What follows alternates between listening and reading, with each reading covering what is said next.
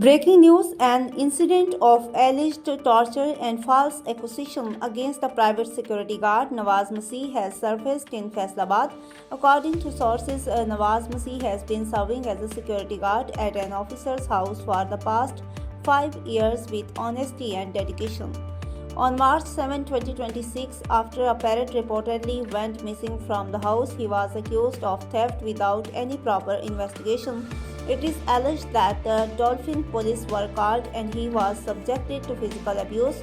The family claims that other workers were also present in the house at the time, yet Nawaz Masih was singled out and even his salary is reportedly being withheld.